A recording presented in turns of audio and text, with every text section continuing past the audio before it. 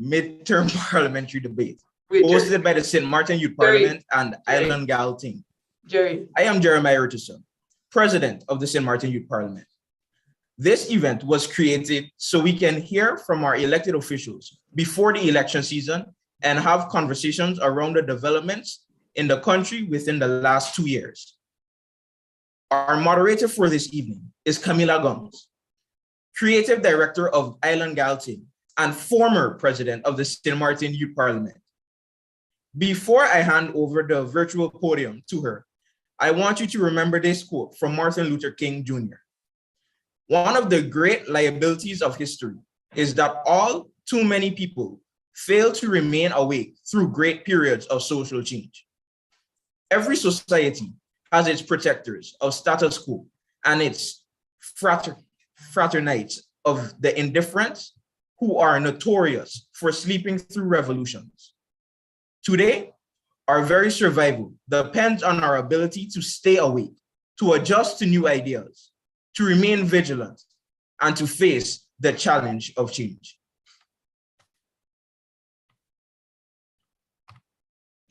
All right, thank you, Jerry. And so with that, we'll be going into the debate this evening. And before we go into the official debate, we'll introduce our participants. So for our participants this evening, we have Member of Parliament Solange Lumina Duncan of the National Alliance faction. We also have Member of Parliament Rolando Bryson from the United People's Party, Member of Parliament Melissa Gomes of the Party for Progress, Member of Parliament Sarah Westcott Williams of the United Democrats, Member of Parliament Chanel Brown-Bill of the United Sint Maarten Party.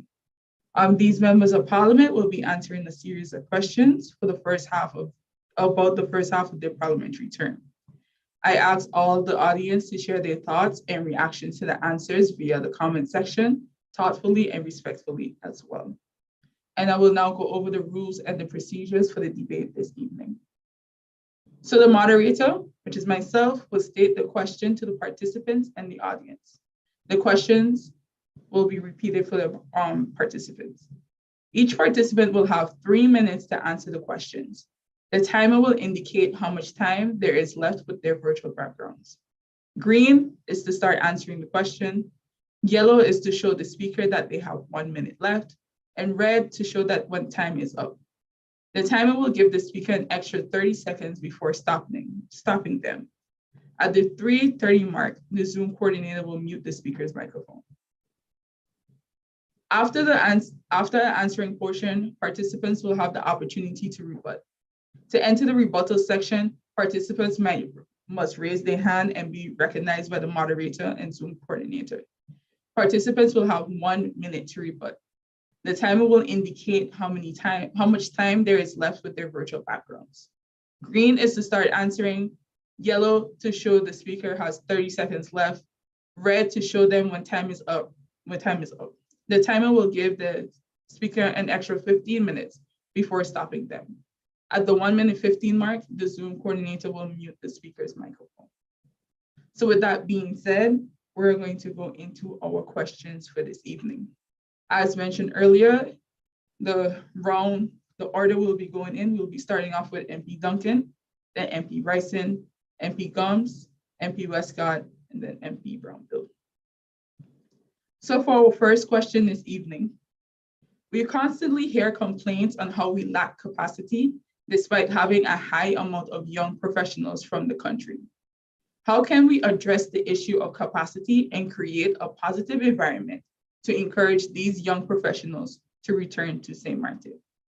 So once again, we consistently hear complaints on how we lack capacity despite having a high amount of young professionals from the country. How can we address the issue of capacity and create a positive environment to encourage these professionals to return to Sint Maarten? MP Duncan, you have the floor. Good evening, and thank you, Camilla.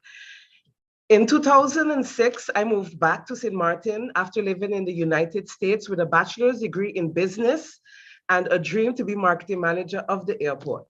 Because I had already heard how difficult it was to come back home and find a job, I remember printing out 15 applications and 15 resumes and dropping them off, physically dropping them off to 15 potential employers. It took me about 4 months to get my first job. That story is either still relevant now or has gotten worse. We hear that students come home and are unemployed for a full year. Qualified, educated, optimistic Sint Maarteners, and this is a major problem. So there are two main approaches that I would like to see developed. First, a proper database where a website, a communication tool can match young professionals who want to return to Sint Maarten with their potential employers. And in order for this to really be a success, we have to ensure that the infrastructure is working and accessible and being monitored for efficiency. And what I mean by that is that we have to ensure that there are jobs for young professionals coming home and that their salaries are attractive and that there is some level of protection for our people. So I believe in protecting jobs for our people first and foremost. I believe we owe our students that. And so legislation that would put Sint Maarteners first in the job market would be supported by myself, hands down. My second approach, however, involves the need for active diaspora engagement. We need to recognize the value that our diaspora brings to this country and understand how we can maximize on the fact that we have so much people living abroad that may not want to come back home to Sint Maarten. For some of us, this small island life, as crazy as that it can get, is amazing, like for me. But for those of us that prefer to live in huge cities, in countries all around the globe, then the government and even Parliament have a responsibility to engage diaspora, to give them ways in which to give back, to help them, to help us in a number of different capacities: material, human resource training and management, financial resources, supporting development via some tool that would allow our diaspora to give back. So again, it's about creating a more attractive and protective climate here at home for those professionals who want to return home. And for our professionals who don't want to return home, we need to engage them and offer them tools in which they can give back to their society and to their people without physically being here.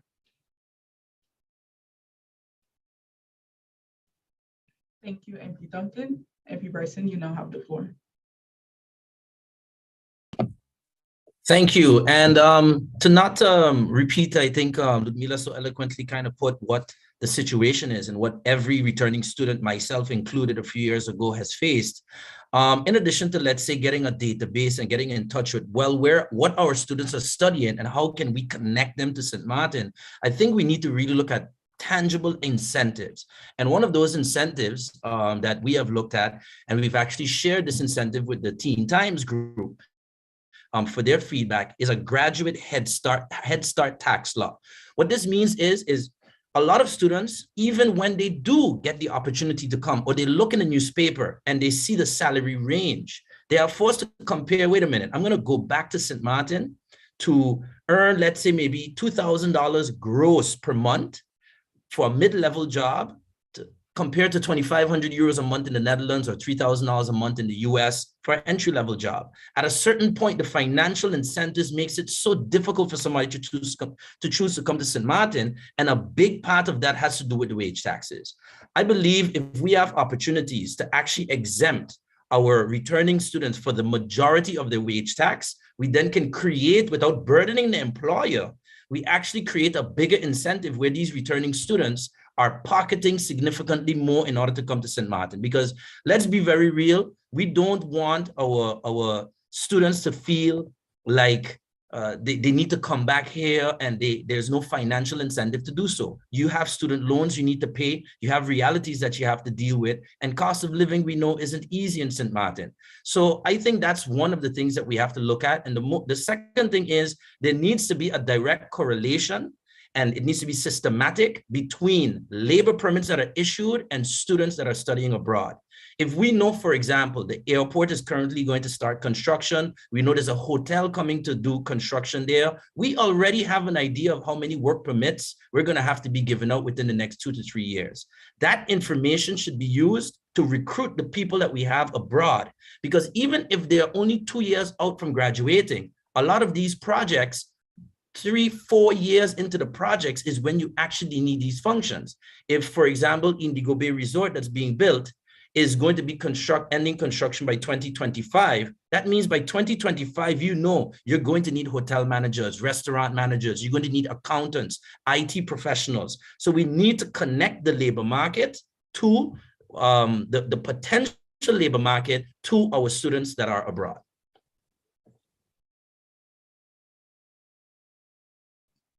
Thank you, MP Bryson. MP Combs, you now have the floor. Thank you, Camila. And as well, not to repeat a bit, but to take a different tact, I think where it pertains to legislation and policy that impacts where young professionals feel the most pain when coming back, it's the cost of living. Any type of tax grant that they receive at the end of the day is going to be still impacted by the cost of living because it goes beyond salary. Cost of living impacts your variety of life, the availability to rent your own home or own your own home, because no one wants to go from having their own apartment to living with their parents. So if we're talking about legislation, it's to also look at rent control, to look at what kind of policy can be put in place, for example, to control the pricing of food that is brought in, of goods that is brought in. After that, I think that we need to acknowledge that just because Sint Maarten is home does not mean that it can be our only home. The world has changed to a point where you don't have to be here to still love here. And it may sound a little strange, but I think we also have to position the country as a place worth returning to. If we're really honest for ourselves, I think public and private sector both need to stop treating positions as a privilege that young professionals should be happy to have. Because if you talk to young professionals today, that is what is causing them the most pain. It's the resistance that they encounter when they come back, the financial, mental health conditions that they have to operate under, whether in public or private sector. Human resource departments across the board, I think, have to go from being what they were, which is a higher fire discipline type of entity, that model that our parents and our grandparents' generation really had, and redefine themselves as to how HR is now approached in this modern global world. You have young professionals, as MP Bryson mentioned, that return not just to subpar salaries, but toxic work environments, and then told that the toxicity cannot be fixed because the toxic people cannot be removed from the organization. Secondly, I think that we also have to understand, especially if we look at the capacity issue that you mentioned in the question, my generation's workforce, those coming after me, fulfillment matters almost as much as the money we make. If you are writing reports, action plans, etc., and nothing is being done with them, whether you're in a private company or you're in, especially as we see it now, government, with the exodus that we've seen, I would not be surprised if some of the people that have left say, well, nothing was being done with the work that I was producing. And there's many different things that impact that. The concept of, it's a job and I'll just stay here until retirement, that has kind of died out. And, we have to start as well admitting that longevity in a space does not necessarily mean that that is the person most qualified to fill that critical role. As MP Duncan mentioned, we have to know that there are those positions to continue shaping this country available for young professionals. Thank you. Thank you, MP Combs. MP Westcott, you have the floor now. Good evening all to my colleagues. Good evening to all of the youth members of Parliament. Good evening to all of you. Thank you for the organization of this midterm debate. And with respect to the question, I think the argument, I could even say the excuse regarding the lack of capacity is something that we hear primarily within government circles, let me say within the public sector, that we don't have sufficient capacity for the amount of things to be done that are expected, especially again in the public sector.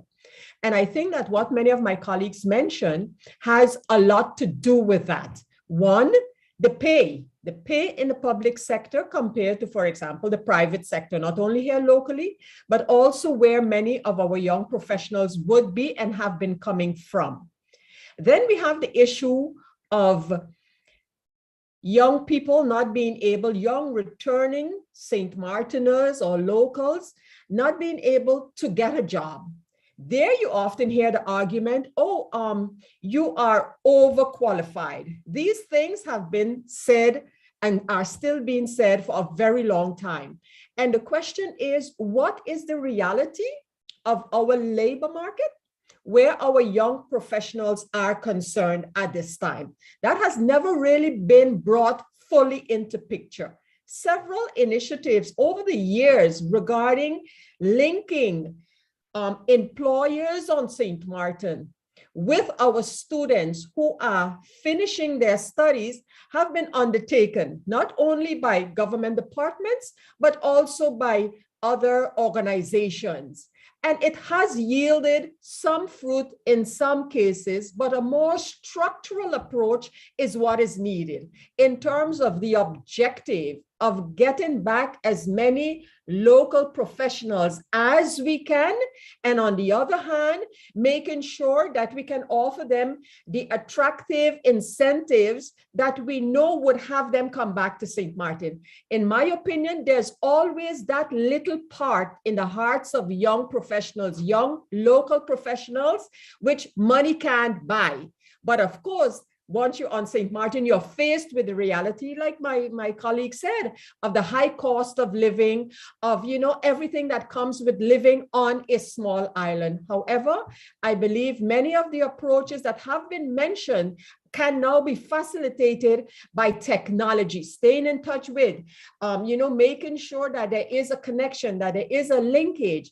So again, it is what is the true reality right now and what are some of the issues, having capacity issues and our young local professionals not being able to get into the job market as a whole on St. Maarten. Thank you, MP Westcott. And MP Brownbill, you have the floor. Good evening to one and all. Good evening to my colleagues. Good evening to the Youth Parliament guests, and good evening to all the viewers.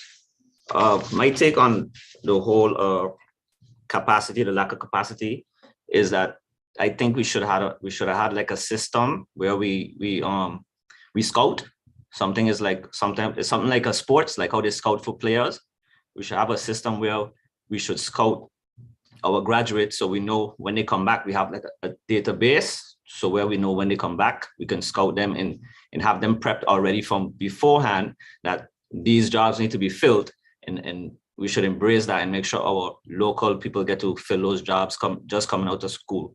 And on another note, we should embrace them with a salary too, because we have a lot of outsiders come in, they get jobs, they get a car, they get a home to stay in, they get pampered for their job.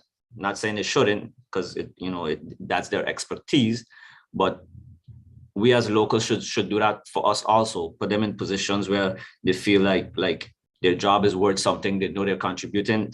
They know that's their field, so they'll work harder and not have them because everybody, locals, some locals have their own home already or family home, so they come back and end up just going to stay back home with their family. But they should treat them just as if you bring in an outsider with the same expertise to get the job done. Thank you. Thank you very much, MP Brownbill. So as mentioned before, you have the opportunity to rebut. Is there anyone willing to rebut as of right now? Seeing none, we'll move on to the following question. I just want to let audience members know that MP Bryson is currently having some technical difficulties, and he will rejoin us as soon as possible. So my second question for this evening: historically, education has lived on the back burner as the country of St. Maarten continues to develop. As members of Parliament, what issues have you seen with our education policies and laws, and what efforts are you planning to take to address these issues? Once again, historically, education has lived on the back burner as the country of St. Maarten continues to develop. As members of Parliament, what issues have you seen with our education policies and laws, and what efforts are you planning to take to address these issues? MP Duncan, you have the floor. Thank you, Camilla. We are living in a time where more and more is being demanded of our systems. So what was traditionally accepted is no longer accepted or acceptable. And so I believe that it is time for us to really transform and innovate our education system, especially when informal systems are actually maybe not only matching, but going further than our traditional systems. When we think about YouTube and Udemy and Coursera and so forth, you know, these are ways in which people all over the world in the most remote places can access trainings and education. So for me, I am extremely passionate about our systems and the need to transform them. You know, I am outcome focused. So for me, our high school students finishing secondary education, whether academic or vocational technical streams, we should be focused on their outcomes. Can they not only be effective and competent in the labor market, in their universities? Can they thrive? And that is why we should ensure that our curriculums are adapted to meet the demands of this world today. So for me, our students should be critical thinkers and entrepreneurial. They should speak 3 languages. So focus on the outcome and then going backwards to adapt our system. Because when we think about it, 21st century skills require that students have financial literacy right out of high school, understand banking, are emotionally intelligent, are leaders, are creative, and have perseverance and grit, especially living on Sint Maarten, where we hear the word resilience being used. But what is really resilience, and how do we teach resilience? So for me, we have to look at our systems and adapt them to meet the needs of not only this country, but of the world. For me, one of the most important proposals are allowing our students to basically cross sectors and cross schools. So allowing students in, let's say, academic streams to take vocational classes in order for them to be more well-rounded, and vice versa. I think this will allow them to not only have a diverse amount of skills, but to also understand what it means to have a growth mindset, that everything is possible, that you shouldn't limit yourselves. I also believe, and I have been focusing on the fact that we have a minority of special needs students and gifted students that are not being catered to. We currently have only special needs elementary school, and there is a need for a high school, and this is something that is extremely important. And if we can't get the building, then let us expand the current system to allow students to, let's say, transition into a sort of higher bracket of learning. So we have to make the changes now that are necessary to adapt to the changing world. Thank you, MP Duncan. MP Bryson. Well, in addition to what was already stated, I want to zero in on one of the most, I would say, educational holes we have in this country, which is the fact that tourism, the subject of tourism and the subject of culture, the two of which comprise 90% of what our economic activity is, 90% of the job market, is somehow directly or indirectly tied to it. Yet education does not, tourism and culture does not form a mandatory part of any part of our education system. That is definitely a big problem within all levels of education, in my opinion. When you look at other islands, especially those tourism islands, you see that part of their success, people say, but why is customer service so good? Why do people understand and be able to move up into we just talk about opportunities for people. Well, a lot of times those opportunities could be strengthened if we have a well-trained tourism workforce that can enter that market and climb the tourism ladder from simply not just looking at it as tourism is just about waiters and bartenders, but executive chefs, hotel managers, restaurant managers, but also the ancillary things such as timeshare sales and online marketing and all of these aspects of tourism, market research. But if we don't have a fundamental understanding from, let's say, even within primary school of what tourism means to our country, then I think we're giving our educational system, we're not giving the educational system the head start that it needs. So I certainly believe that. I would also think that another major problem is law. If you look around St. Maarten, recently we're seeing some more developments in terms of the law studies in St. Maarten, but most of us have to go abroad to study law. We have to go for many years, or like my person, you study online, you do different courses to build into it. I think the initiative to have a law school, a full-time law school in St. Maarten that was in the books before is something that should be explored again and should be included in tertiary educational plans that are on their way to Parliament. Thank you, MP Royston. MP Gums. Thank you, Camila. I don't believe that we have actually prioritized education as we should have. And this goes back to even before we became a country. Decisions were made along the way that allowed for the presence of multiple school boards with varying curricula, a disconnect between the workforce needs of the country and the workforce demands of a changing global landscape, and the study financing priority list. It is something that has gone on for decades, from the guidance in the high schools to actually direct students into the more targeted studies of tourism, or even as we see that tech has become a priority in this world, So from at all levels, it has not been something that we have said, this is what needs to happen. And that is, again, past decision making, a gap that has been created by what has come before. To right the ship, I think, is going to take bold decisions, political maturity that doesn't allow room for deviation from something that is actually going to take our education industry leaps forward, no matter who is sitting in the minister's chair. Because if we're being completely honest, that has been part of the issue. Someone has a project, it is a good project, and then it's decided that's not, the project that we want to go with when government changes. That means that, we're not just focusing on developing the curricula in the schools to a certain level, but also our teacher workforce, increasing the number of them, increasing the number of those that are specialized in, for example, STEM and STEAM subjects, and offering training and retraining so that everyone in the chain is operating as it is meant to. A system is as good as the people that are in it. And I think that definitely relates to education as well.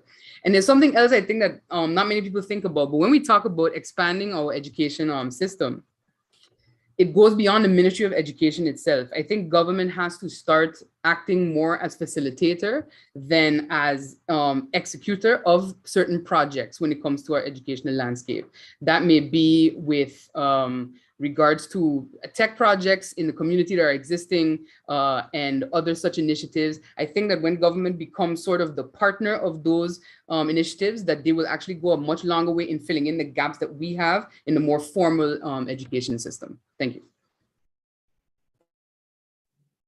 Thank you, MP Gums. MP Westcott. I don't think that education in general has lived on the back burner. If I put it in the context of our priorities for education have not always been clear and established, then I would have to agree with the latter part. St. Maarten in the past, sort of going outside of the legal framework, has been very progressive where education was concerned. And when I say that, I look at St. Maarten going over to the English language being the language of instruction, when actually legally, as part of the Netherlands Antilles, it was not possible. In addition to that, if we look at the amount of money that is spent yearly on education, then I have to agree with my colleague, MP Solange, with respect to the MP referred to it as the output, and I would really want to say as well, who and what are we expecting out of our education system? What kind of student do we want out of our education system? One thing for certain, and we have experienced it as St. Maarten went through several changes to its educational system, is that it is a cumbersome process to start with, but where we have taken an initiative to have adaptability in our educational system, there you see you have the opportunity to jump into changes in the world that affect our educational system. We are always looking at, for example, what are the labor market needs on St. Maarten? when we're looking at granting scholarships. And the question would be, while that is done year after year, why don't we still see the connection that you would get if that system worked the way that we would like it to work? So definitely there are areas that we need to look at to improve, but adaptability to be able to connect to the changes in our education generally, and with technology, as many of my colleagues have stated, I think we have the perfect environment to have that kind of adaptability in our educational system. Thank you, MP Westcott and MP Brombill. Thank you. From my opinion of this whole topic is that we should have less students in classes so that they get their fair share of attention for learning. So this will help them expand better without the congestion of classes. Also, we should build more schools since Hurricane Irma damaged some of the schools. This has to be done at a faster pace. I know we're building back, but still we're behind. So this should be speed up a bit. And also you have a lot of talent. You have a lot of also music and sports. So the talent with the music and sports should be taken more seriously, as we have a lot of talented students on our island that their talent is being wasted. You know, every other college in countries, they implement sports and music more serious. So with that said, I think this focus should be on point. You know, we have so much talent here that just goes to waste, and these kids, I meet them every day, and they don't know what to do with themselves because they're gifted children. So they just want to stay in their field and grow in their field. So the talent is definitely important. Music is definitely important, as education, hand in hand. So schools in general, on a whole, I would like to I would love the government to implement a policy of that kind of talents with music and sports. Thank you. All right, thank you, MP Brombill. And as I mentioned earlier, members of Parliament have 1 minute to rebut. And seeing as of right now, MP Person would like to rebut, and you have the floor. Thank you. I would like to comment on the premise that MP, well, I think she mentioned it, but it's something that does it not put us in a quagmire? And that is the question of the Dutch and the English language of instruction. Are we not going to be at the mercy of our legal system, so that no matter what plans we may have in terms of using English or Dutch, are we not basically at the mercy of the fact that our legal system being in Dutch kind of makes it the responsibility of the government to have to make an effort to make sure our population knows Dutch? And how do we deal with that aspect? I think MP Westcott Williams will know, for example, firsthand with what the unfortunate situation that we have faced as Parliament with the timeshare legislation. So I would be interested to hear, not much of a rebuttal, but I would like to hear a bit more from MP Westcott Williams on that aspect of the Dutch and English when juxtaposed to our Dutch legal system. Thank you, MP Bryson. MP Westcott. I was answering without putting my mic on, but yes, indeed, looking at our languages in general, the language of instruction should only be part thereof. We have had what was in the past a trial period that lasted for many years. And I believe during that period, many of our students fell through the cracks when we looked at a way to move from the Dutch language to English language. It became a sort of a hybrid situation that many of our students went through for years, much to the detriment of educating our students in general.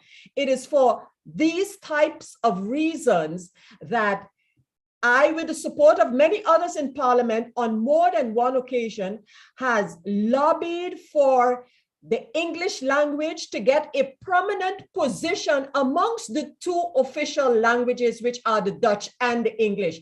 But it's not only about education in that case. We need a comprehensive plan as to how to arrive to that position where English would be the dominant language in all sectors. But I agree, the legal sector is definitely one that has sort of kept back this discussion from.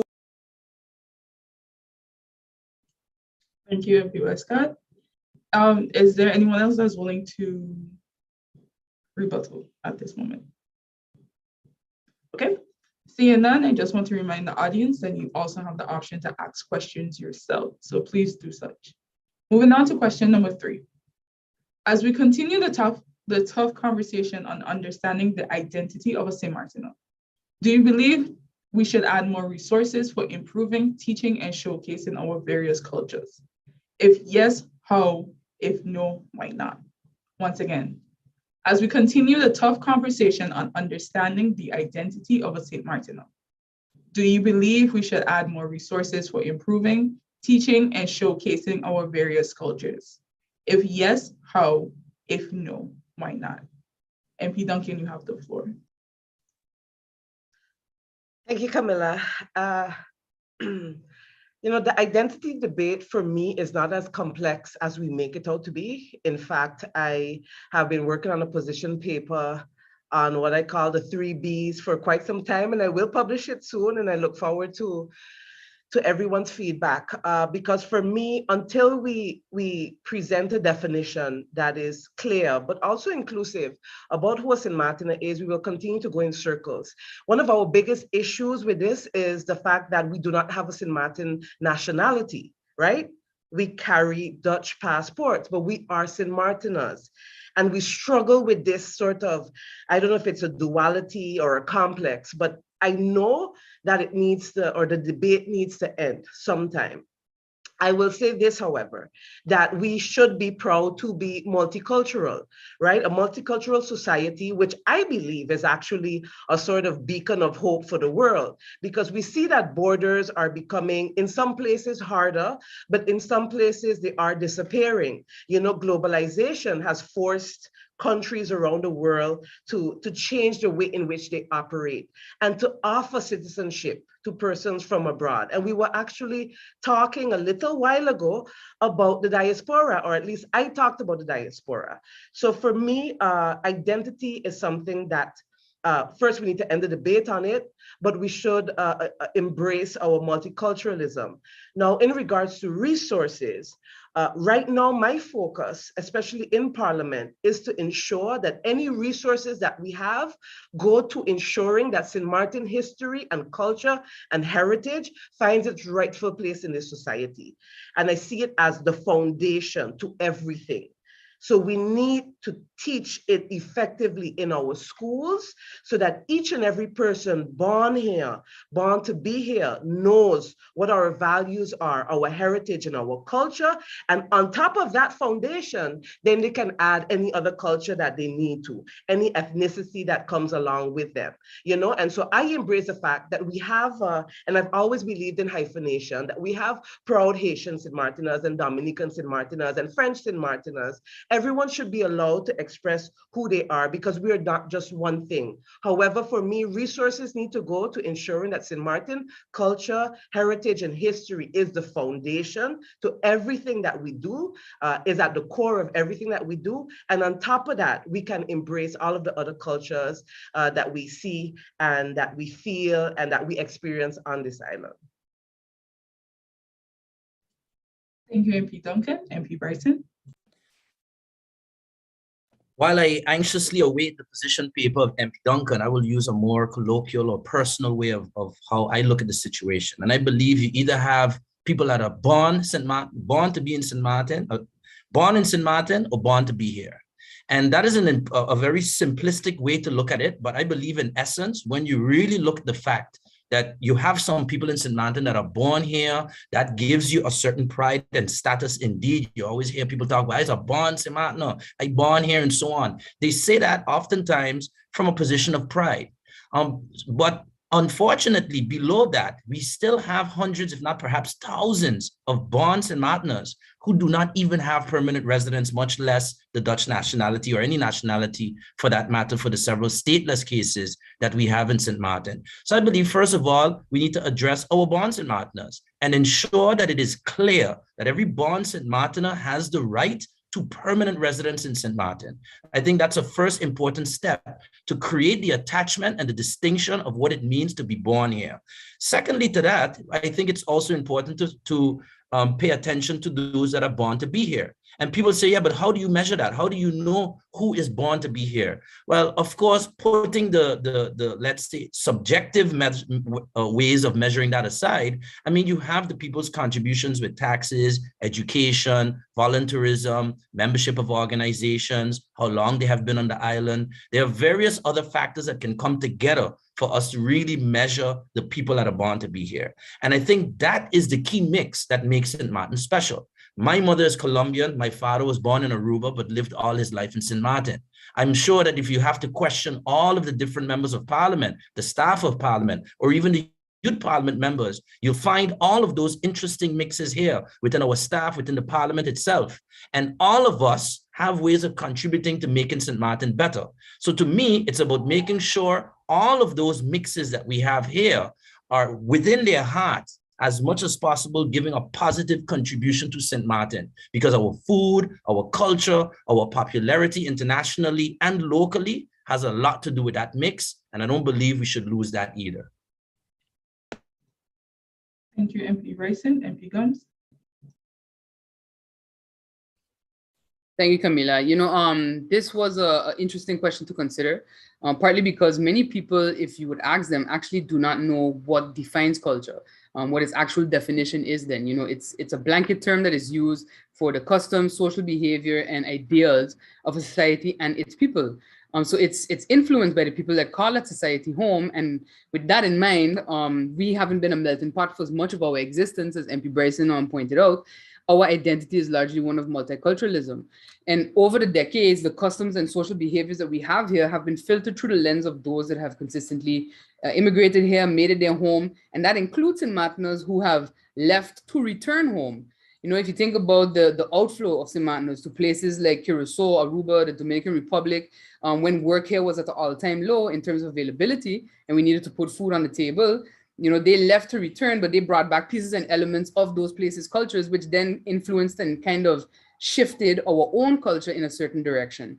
Sometimes the elements they brought back were people themselves. So it's not too hard to find, as MP Bryson said, you know, one or two Sint Maarteners with an auntie in San Nicolas or San Pedro de Macorís, and, you know. So we can't continue to ignore this fact. And I think that as the discussion continues, the energy that's put into it sometimes takes us in an us versus them direction. And I don't think that anyone is trying to perpetuate that. As my colleague said, many of us in parliament and in government, some were either born elsewhere in the kingdom, or in the Caribbean region, or one or both of our parents were born elsewhere, etc.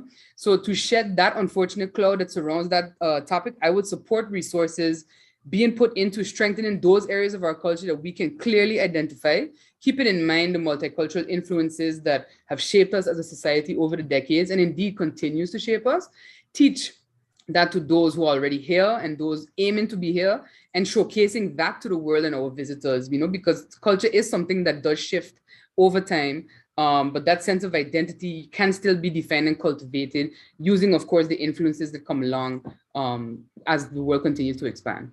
Thank you. Thank you, MP Gumbs. MP Westcott. You know, I think that the very rigid question that we have been asking and asking ourselves over the years, who is a Sint Maartener, has kind of taken away from the coming together and bringing together of the culture that makes up Sint Maarten. So I believe that you have persons who, because of the rigid question itself, while they consider themselves and would love to consider themselves Sint Maarteners, they kind of stay away from that discussion because of that. I might not be accepted. I might not be looked at. That's one thing. Secondly, we need to look at what we would like to portray in terms of acceptance. Acceptance. We also need to look at what kind of example would we like to see? What kind of example would we set? To me, like several of my colleagues stated before, I don't really, not personally, I definitely don't have a problem in terms of identity, but that kind of pride is something that we need to continue to stress and bring across. the St. Maarten, you would recall, several of you would recall that for years, the old cliche, one person haven't thrown that out once about St. Maarten not having a culture, and that continued to live for years without being, it was used, yes, rather in a negative way than to show that St. Maarten has a lively and vibrant culture. And as MP Gum said, and of course, culture, like everything else, evolves over time. Years ago, when the late Neville York tried to bring the population together to establish exactly that, who is a St. Martiner, he could not do otherwise after many discussions than to come up with who is the cultural St. Martiner. And so, you know, I believe that we just need to, those of us who are in the position to be able to set the tone and set an example, we need to do that, and we need to continue. And it would require resources, it would require input and effort, you know, establish that St. Maarten has a culture. Yes, we have many cultures, but all of us together on St. Maarten make up the culture of St. Maarten. What we do, how we do it, when we do it, that's what culture is all about. Thank you, MP Westcott and MP Brownbill. Thank you. We definitely can improve our identity and our culture by implementing history, St. Maarten history in our classes. This should be a policy, or this has to be done. Once that's implemented, then for sure, as the kids grow, the generations to come will understand their identity and their culture, because we only have world history in these classes, so which is very important also. So I'm not saying to take away from the world history, but I'm also saying our roots in you know, that whole history of St. Maarten needs to be implemented in the schools. St. Maarten definitely is a mix from different islands and countries, and goes back from Africa, Europe. So as most of my colleagues express, all our bloods are mixed in some form or fashion, but it's very important that this is implemented in the school. So once we have that official history book on St. Maarten implemented in the schools, from there, our generation to come will know their identity and their culture. Thank you. Thank you, MP Brownbill. And seeing MP Westcott would like to rebut. MP Westcott, you have 1 minute for rebuttal. Yes, my rebuttal is actually an addition to any one of my colleagues who spoke, and it has to do with the fact that there is so much information regarding St. Maarten's history that I believe would only make us even more proud to be a St. Maartener. And this information is all over, especially in the Netherlands, in the archives in the Netherlands, you know, in different locations. And that kind of information we should make sure is accessible, is available, and is kept for the sake of posterity. Thank you, MP Westcott and MP Bryson. I have to say, absolutely, I concur with that. And what really opened my eyes to that was during the budget debate when we had the presentation, and I'm sure she'll probably touch on it if she chooses to as well. During the budget debate, the presentation from MP Duncan, where there was a timeline in front of me of so many interesting historical facts. I wanted so much to just feel like, man, I wish I could go home on Netflix and watch something an hour long and binge watch more to hear about this, because it's actually truly interesting stories. And I think that's where we need to go. We have to use new mediums to get these things across. Documentaries, not just books, but let's look at those types, storytelling, documentaries, Netflix style series is nice ways to get the new generation, especially, to want to look at these things. Thank you, MP Bryson, and MP Duncan, you have 1 minute. Thank you, Camilla. I just wanted to repeat that this is a conversation or a debate, and a long debate, only because we have no St. Maarten nationality. There is no passport, because whenever it is that we get our passport, then we will define who has access to citizenship. So you're a St. Maartener by birth, you're a St. Maartener by blood, you're a St. Maartener by belonging.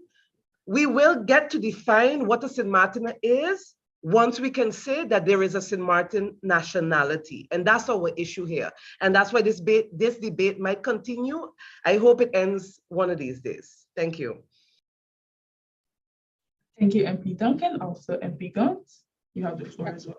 I would just want to say that I think that while I agree with all of the comments made thus far regarding MP Duncan's last comment, I think that we can start already affecting that discussion and that view of ourselves in terms of identity from now. If you look at, I always find it funny that I have to look at Little Saber. That clearly will tell you who they feel is a Saban and who they feel is not a Saban, to the point where they have their own internal discussion on what do we call ourselves, Saban or Sabian. And I think that as long as, maybe because it is a smaller society, there is that ability to kind of, for lack of a better word, brainwash or at least indoctrinate everyone into what we see our identity as being. I think that we can start taking those steps while, of course, keeping again in mind that we have influx of people here because of our size, because of the opportunities of our economy, that we have to take that into consideration as well when we define ourselves. But I think that exercise has been going on, and I think that us versus them has kind of tainted it. And like I said previously, once that kind of finds its way out the door, we will be better off and further along. Thank you. Thank you very much. And so with that being said, we'll move on to our next question. So our next question is, one of the most important parts of governance is how we participate in foreign relations.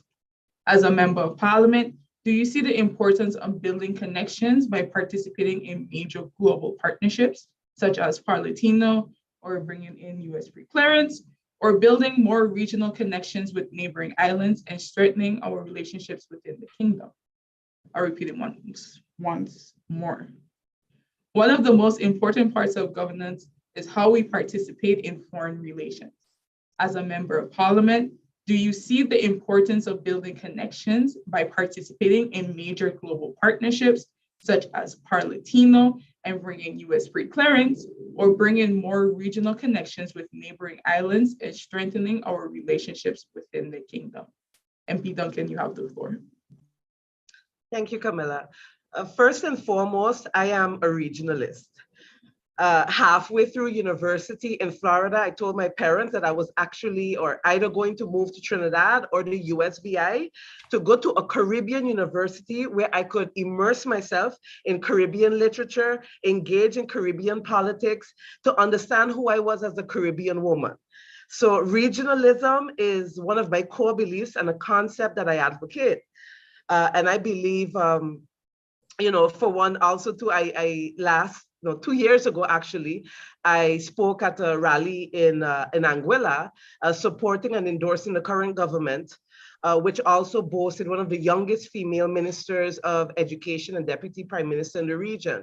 So I love being a part of this region, and I believe that we have to do a better job. I think we've actually moved away from who we were, according to stories I heard about decades ago, and our connections to our brothers and sisters in St. Kitts, in Anguilla, of course, our family, Saba and Station, and so forth. So last year, I spoke to the Prime Minister and I asked about securing associate membership with the OECS. And I believe that a CARICOM associate membership is being sought now, because I believe firmly in the development of our political, social, and economic and environmental systems, based on the fact that we share culture and we share values and languages and beliefs and familial ties and ancestry. So regionalism and connecting to our Caribbean brothers and sisters for a number of different goals are extremely important. Why? Because we face the same small island challenges and we need to help each other out of them. A few months ago, I participated in the General Assembly at Parlatino, and I returned to Sint Maarten with 2 particular model laws that I am working on adapting. So for me, we haven't taken full advantage of that membership. And it's something that I hope that we can as an instrument for more cooperation in the region, but also more trade and other opportunities that would help us, especially with our social economic issues. For me, in order to build this nation effectively, we need to increase partnership. And even with our brothers and sisters in the kingdom, because especially now with what is happening, we need to improve our relationships and the way in which we see each other and ourselves in the kingdom. So for me, especially looking at our structural and legal deficiencies, we need to work together. So I am an advocate for regionalism and more cooperation within the kingdom, in the region, even internationally. I think that especially on Sint Maarten, where we have our family in the north, we need to do more. Thank you, MP Duncan. MP Bryson. Thank you, and definitely, yeah, I would like to definitely also echo the sentiment that one of the most underrated parts and maybe underused by some members of parliament would be the membership to Parlatino. I think the last General Assembly where I at least know of 4 to 5 different model laws that members of parliament are looking at, because now we were able to point out, guys, look, there is literally a database of laws that have been vetted by major countries and other Caribbean islands.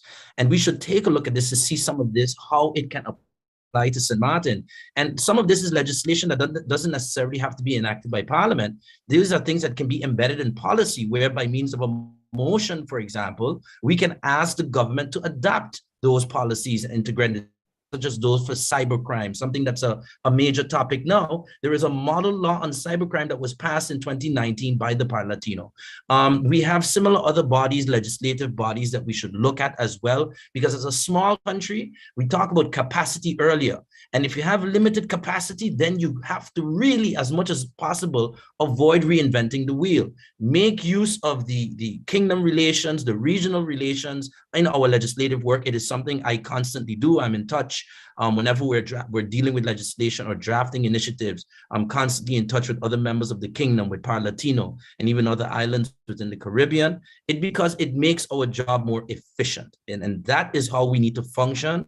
As a small island state, we need to be extremely efficient. Another thing I want to highlight, though, is maybe not so much on a governmental level from the traditional foreign relations, but we have to look at the associations. There are various associations, sports associations, cultural associations, but also economic associations that Sint Maarten needs to be more active in. A good example of that is the Caribbean Hotel and Trade Association. You know, they have an event that Sint Maarten used to participate in often, the Caribbean Marketplace. Those type of things is where we have the opportunity to attract investment, to attract opportunities for locals to work abroad and locally, for educational opportunities. So I think we need to comprise, the Foreign Relations Ministry also needs to make a list of all the various associations and make a checklist of which ones we are a part of and which ones we should seriously consider. Thank you, MP Bryson. MP Gomes, you have the floor. Thank you. Yeah, for me, I think it's been pretty clear that it would be the latter. The PRP faction has submitted a proposal to Parliament to actually end our relationship with Parlatino and to redeploy those resources into the type of relationship development that my colleagues have spoke about, both here at home with our neighbors to the north, our immediate neighbors of St. Kitts, Anguilla, and St. Barts, our sister islands in the Kingdom of Saba, Statia, as well as Aruba, Curacao, and Bonaire, and other neighboring islands in the Eastern Caribbean. I believe from an economic as well as a cultural standpoint, we do have more in common with the Eastern Caribbean than we do with the Parlatino countries. And I think this goes beyond the Eastern Caribbean's heavy reliance on tourism. There's also in terms of what kind of economic value do we offer? And those are the types of difficult conversations I think that maybe we are not ready to have. With regards to what Parlatino has yielded for us, I think, you know, the model laws are in Spanish. I believe that looking for examples of laws we want to pass within the kingdom should be the first step, because you find it at a stage where maybe you just have to adapt some items. Whereas if you are taking it over from a country that has a totally different legal system from you, you might face some challenges and it might prolong an already long legislative trajectory. So for me, I think we have not done much, as MP Duncan touched on. We've lost some of those ties that we used to have with Anguilla, with St. Kitts, and most importantly, again, with the French side. We are discussing changes, within what we want to see ourselves, how we want to see ourselves move forward as a country with tax reform. We do not have any tax harmonization discussions as a parliament with the collectivité, and taxes are a realm that they have within their capacity, their competency. We see St. Bart's, for example, which is such an important island when it comes to Winea, and what kind of relationship do we have with them to make sure that that value is continued, that Winea can continue to rely on that lucrative route then to St. Bart's. So I think these are the types of things that we need to really look at. And for me, from that, again, economic value point, cultural point, and similarities between us, I think focusing on the region is where our attention should be. Thank you, MP Gumbs. MP Westcott. Well, to answer the latter part first, regional. And I believe there is so much more that can be done regionally. The discussion about membership or associate membership in both the OECS and CARICOM have been ongoing for the longest of time. And I'm talking way before we even became country. The matter of Par Latino is something that we actually adopted from the Netherlands Antilles and was something that was in thing for Curacao and Aruba for many, many years. But we never, in adopting the Par Latino membership, actually looked at it from the premise of it calls for resources, that's for sure. How best and effective to put in the resources that we can have for relationships, regional, international, you name it. And yes, I given the fact that the Sint Maarten Parliament is a member of Par Latino, I was the one who proposed to have a committee because formally Par Latino was being visited and nothing coming back to Parliament in terms of, okay, what do we do now with all of the things that we got? Not that the model laws, etc., would not come back to Parliament. We all receive them. But to then decide, well, this is something we're going to now have a discussion on and see how and if it can be used. That was not happening. But I honestly believe as well, there's so much more regionally that we can achieve together. And St. Maarten has been at the forefront in many areas right here close by in the Northeastern and larger Caribbean. We are members, we participate in different activities of agencies of the very CARICOM, but the being formal part of course, also has its advantages. And it should be something, and I think that's one of the problems that we face in so many areas. And I'm not talking this government, I'm talking governance, government of St. Maarten. We need to make some clear-cut decisions regarding matters such as these, stick to them and pursue them.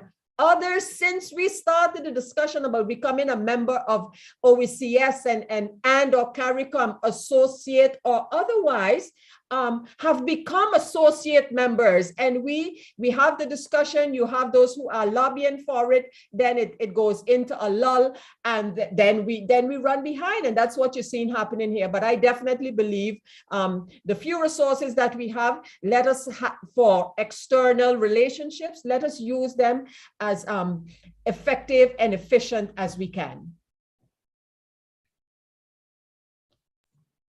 Thank you, MP Westcott and MP Brownbill.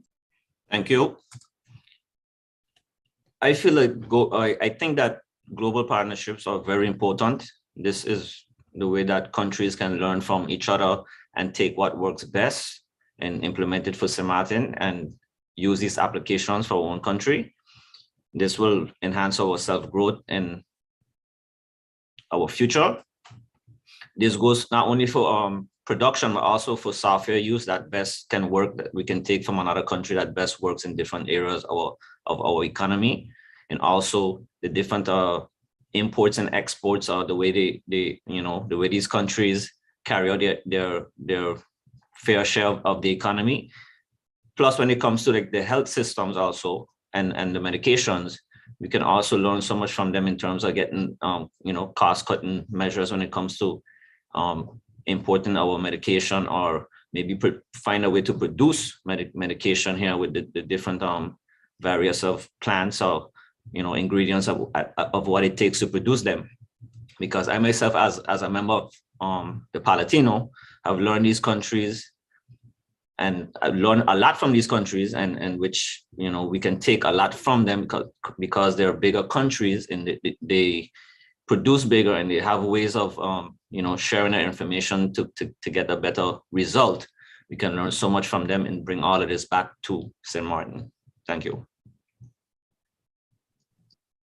Thank you, MP Brownbill. This is also the opportunity for any people who want to rebut at this moment.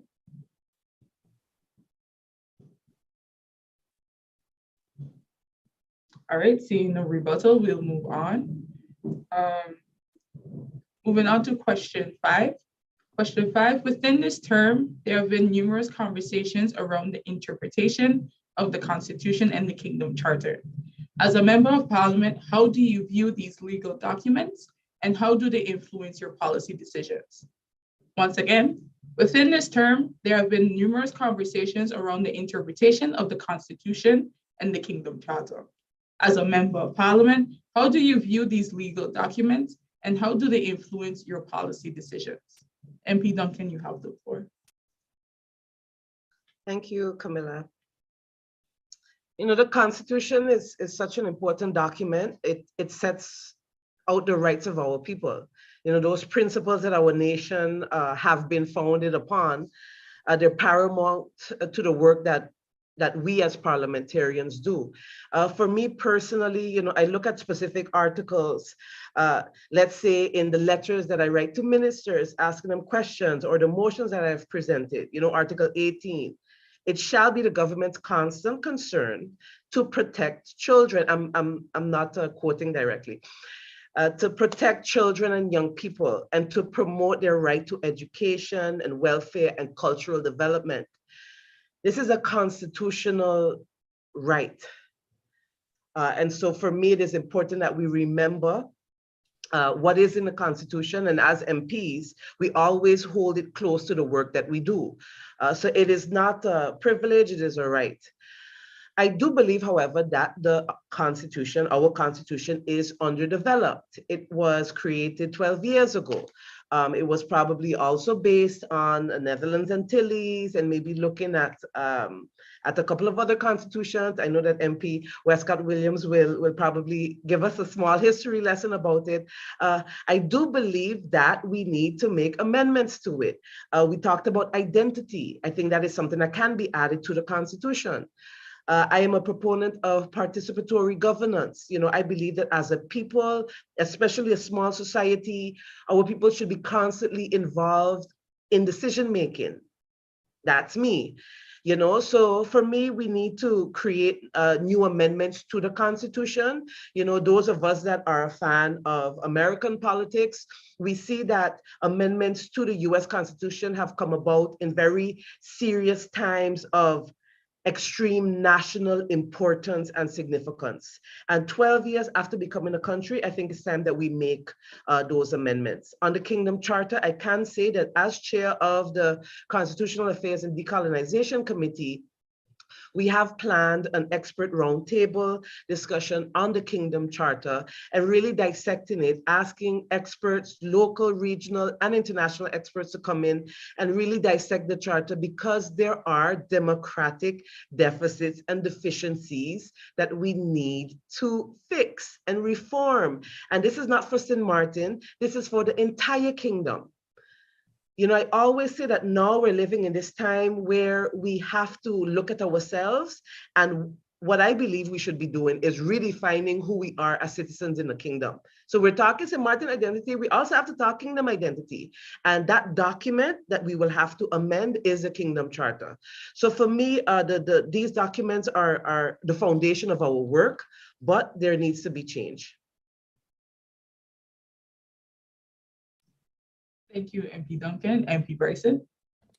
Thank you. I would like to say that the first observation, a bit of a shocking observation that I had with the Constitution and its application applicability in Sint Maarten is the manner in which I feel it is brushed aside, so to speak, by our largest kingdom partner, the Netherlands, because we have a kingdom charter. It is almost as if, well, that's just a little side document as a guideline for you all. But the kingdom charter is, and it is legally so, the overarching document. The problem with that kingdom charter being the overarching document is that it gives sweeping powers to the Netherlands to actually determine a lot of the things that we would want to be able, as a normal country, to determine for ourselves. So that is a bit of a conflict that I think needs to be resolved indeed by amendments of both, where there needs to be some better reconciliation between, okay, or is this really a constitution? It's a staatsregeling is the term that's used. Can we really compare it to a constitution in the terms of, like, if comparisons are made to an American constitution, which is, I think, a constitution in the most traditional sense of the word, whereas the staatsregeling, it seems to be more as a kind of a toelichting, to use the Dutch term, an explanatory memorandum to the room that the Kingdom Charter gives to operate. The second concern I have with the Kingdom Charter is the lack of, for lack of a better term, the lack of respect I see that it is paid within the judicial system. And what I mean by that, there are various articles within the Constitution that are very clear. For example, the official languages are English and Dutch, not either or. However, we know that we have a predominantly Dutch legal system. We know we have challenges as members of parliament drafting laws in English. We know that when you go to the appeals court, you cannot insist that you are spoken to in English. In the judicial system, also within the prison system, where it is in the Constitution that convicted, those that are convicted and those that are still on pretrial detention should be separate. All of those things within our judicial system are completely not being respected. We even had a case where a Sint Maarten businessman actually won in the European Human Rights Court for such constitutional violations. So I think the judicial arm of our country needs to pay more attention and respect to our Constitution. Thank you, MP Bryson. MP Gums. Thank you. And I view both as incredibly important, and honestly, the first stop for anyone that thinks that they might want to step up to the plate and postulate themselves on a list. There are many who do not know of the Kingdom Charter's existence. And I think the first step to understanding where we are right now as a country in this kingdom and where we would like to go further on in the future, I think that's an important place to start, to understanding that however people may feel about either the Charter or the Constitution, though, from a historical standpoint, the reality is that we are in this constellation where those documents do exist. So I think the pretending that we can just snap our fingers and make things change is counterproductive to what we really want to accomplish and see for Sint Maarten as we continue to grow. There are ways, there are methods and ways in which we can propose the changes. We have to have the discussions, as MP Duncan said. Constitutional reform is something that our neighboring islands have done over the years. I think Barbados has had 3 leading up to their transition to a republic. So if those are the types of examples that you want to see that include consultation with the general public, not that we in parliament or even government is just making sweeping decisions about the direction that we want to see the country go. So that is something I think that is very critical to me, that the public is consulted when we look at both of these documents, to be honest. The Constitution, for all the flaws that some may find with it, it is still a document that we've all sworn to uphold. It's something that, I consult together with my colleague MP Peterson as a faction when we're approaching whatever meeting, law, or decision that we need to make in Parliament, because we all took that same oath. So definitely something that I would also like to see introduced, or at least a copy provided to the schools and their libraries, that they have access to it so that they can find out, because when you talk to young people too, like I said, not all will know, but they should have the opportunity to know. Thank you very much. Thank you very much, MP Gums. MP Westcott. Yeah, thank you for the question once again. We did make some strides when we moved from what used to be called our Constitution, and which was actually the island regulation, to the Constitution of the country Sint Maarten. However, because of the choice that the people of St. Maarten made, even our constitution, which I believe needs to be respected because that is our constitution, but it needed to be within the context of the kingdom. Because of the choice, our constitutional choice, our constitution has been drafted within the context of the Dutch kingdom. And for the few areas that St. Maarten's constitution is and was considered progressive, for example, the Constitutional Court, that just didn't come like that because of the context of the Dutch kingdom that we choose to continue to be part of. But as a constitution, that's our constitution. There are certain areas that now that we have the time, we have the constitution, we should review and we should decide if we want to stay with it the way it is in our constitution. I think that process should be ongoing. And yes, MP Duncan was totally correct. Again, I will say, because of time, because of limitations in terms of being able to do more, we took over a lot of what is in our constitution from existing constitutions, especially within the Dutch kingdom. And some of those areas now need to be reviewed and looked at after 11, going on 12 years of being country. The charter, to me, it's not a different discussion. I would love to have a different discussion on it, a longer discussion on the charter. But yes, in terms of legal hierarchy, that comes above our constitution. In fact, it states that the countries would have their constitution there, as MP Bryson said, their staatsregeling. But the charter today is being used in a total different way, in my opinion, than it was intended to be. And those are the areas that we need to be able to look at too. But again, we need to be clear in what it is that we want, what we consider priorities. There's so much that we would like to tackle and do. And I think our position need to be clear, and we need to decide how we want to tackle it. Both documents is within the context that we now operate. We have to respect them for what they are. We know there are deficiencies, and where our constitution is concerned, that review in terms of whether you want to call it modernizing the constitution, expanding on the constitution, is something that is in our hands. And we should look at it in that fashion in terms of reviewing and making the necessary changes. Thank you, MP Westcott. MP Brownbill. Thank you. I think that both the Constitution and the Kingdom Charter are easily read and it's very straightforward. I feel that the Constitution also should be taught in schools. I find that there are so many people, including young people, who do not know their rights, so they are easily taken advantage of. I think that this makes some people feel guilty in legal or illegal situations because they do not know their rights. So my opinion is that this will strengthen our community on a whole. I think that this will give our people a confident approach towards their everyday lives. Thank you. Thank you very much, MP Brownbill. And we see that MP Bryson wants to rebuttal, so you have the floor. Yes, I have a rebuttal in the direction of the PFP leader. In the Constitution, Article 81, it talks about the need to respect various it creates a hierarchy, as was pointed out by your other member, that it's in actually a particular order for a reason. And the way it's listed in Article 81, it talks about the Kingdom Charter, A, and then B, agreements with powers and international law organizations, treaties, etc.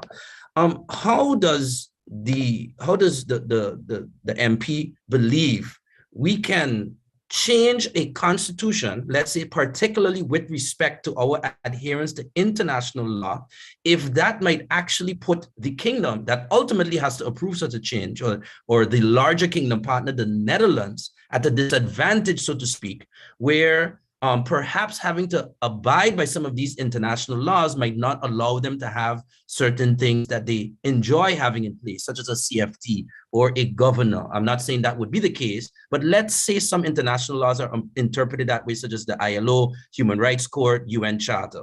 How do you propose to deal with that chicken or the egg situation where you're going to propose to say, no, sir, the international laws should come ahead of the Kingdom Charter. We need to change Article 81.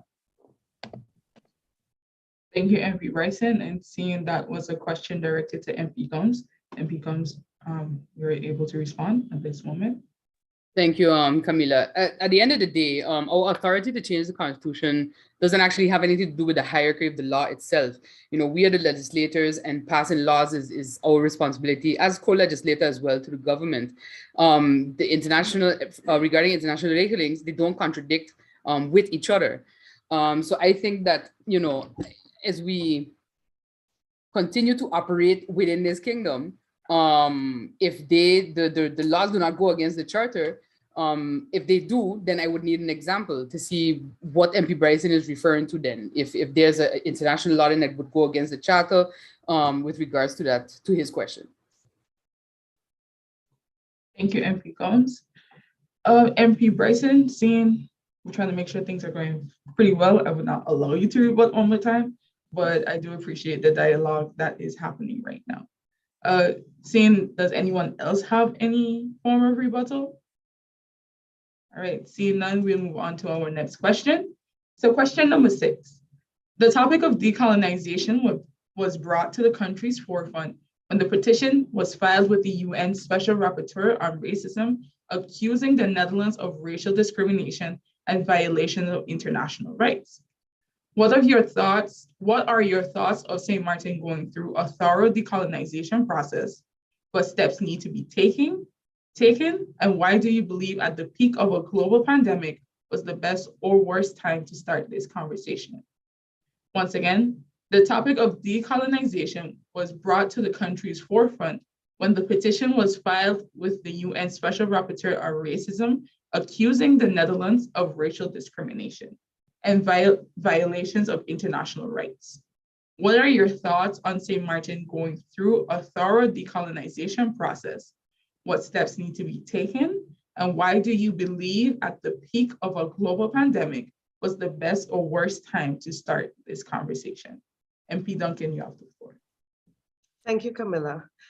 In April 2020, the then State Secretary Raymond Knops announced that the Netherlands would provide liquidity support to Sint Maarten only if a number of conditions were met. This included a raise in our pension age specifically, and a number of cuts to the salaries of politicians, civil servants, and employees of government-owned companies. Before April 2020, the word decolonization to me was barely used in our national lexicon. Yet now we hear it almost every day on the floor of Parliament, on the radio. We're even seeing it now in cultural expressions and local movies, if I may say so. It's very interesting. When we talk about decolonization, you know, we're talking about the release of a country from political control by another country. Now, in November 2020, I co-proposed the establishment of a permanent committee for decolonization in Parliament as a direct response to the conditions set by the Netherlands. So from a parliamentary perspective, this was step number 1. The first step in hopefully a roadmap of local, regional, and international trajectories related to ensuring that our rights of self-determination would be respected as opposed to being trampled on. Another term that we hear often now.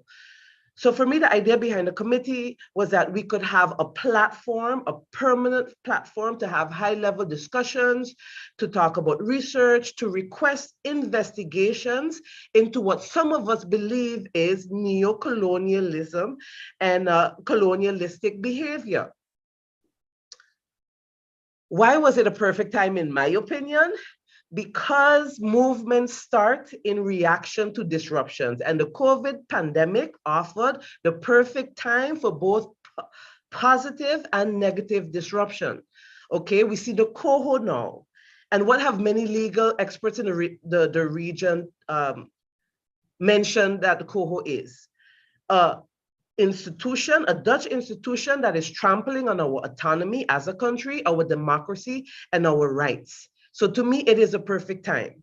Should we simply sit down and accept all of the political demands that the Dutch government have made as an equal or greater kingdom partner? I say no. I think that there should be resistance, that we should stand up for our right to self-determination as our people chose for in the referendum of 2000.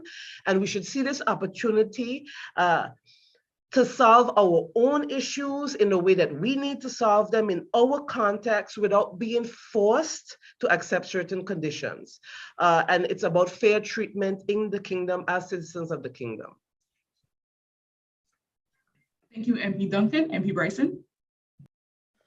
Absolutely the perfect time. And I could not think of a better time to do it because if you look at the situation at the time and what we were in and where the country was going, this was not a discussion. I mean, Parliament was being forced to read at the time about the Che and then the Cray and then the Coho in the newspaper.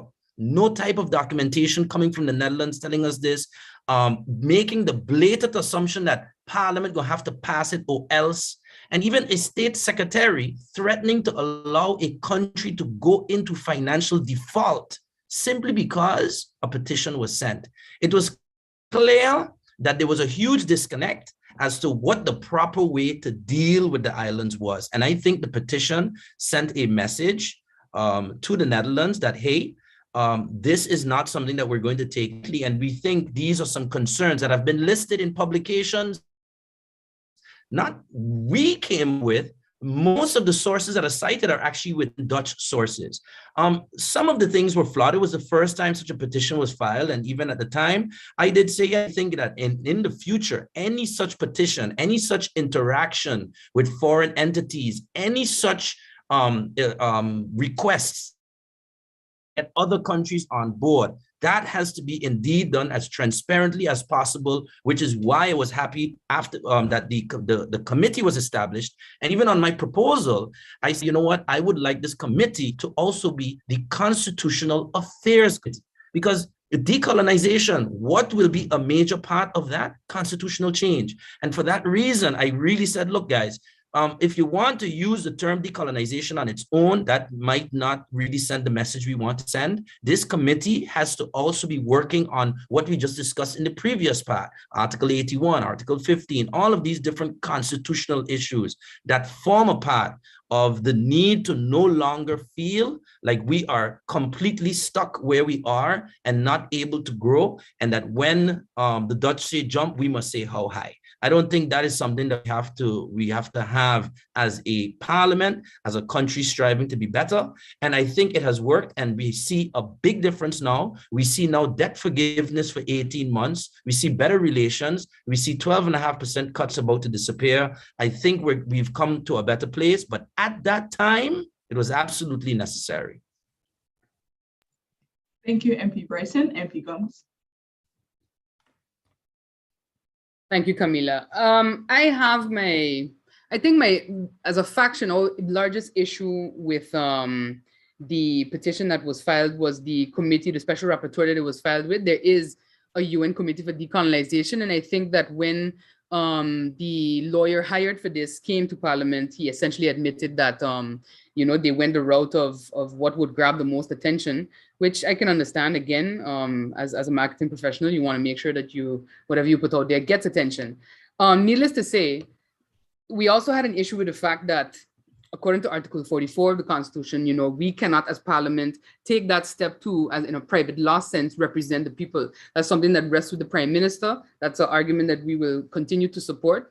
And I understand my colleague's sentiments on it, but I think that in this way you kind of hopped over the seat of the government then, and I think we saw that kind of pushback with the amended and resubmitted petition. These conversations are important for us to have.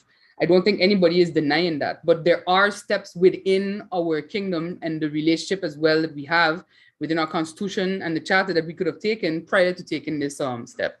I have requested the correspondence between the law firm and the United Nations to see exactly where we are at, so that we can ascertain whether or not this was money well spent. And whatever it yields at the end of the day has to be done, as we've always said from the beginning, in consultation with the people. If there's going to be constitutional change, that has to be done in consultation with the people, not something that we decide because we feel that we have been put in a corner and that we have not yet used all the tools at our disposal to get out of that corner within our current construction. Thank you. Thank you, MP Gums. MP Westcott. You know, I believe that decolonization could mean different things for different persons, for different organizations.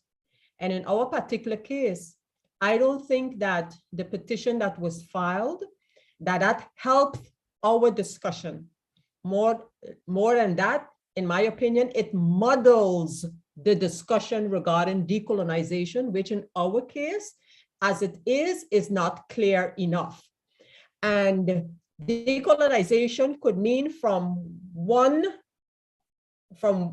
side, complete getting rid of any vestige of colonialism, whether it be via former colonizers, whatever it is, or it could mean that you, like some also propose, you want to go back to a time before we were what we are today.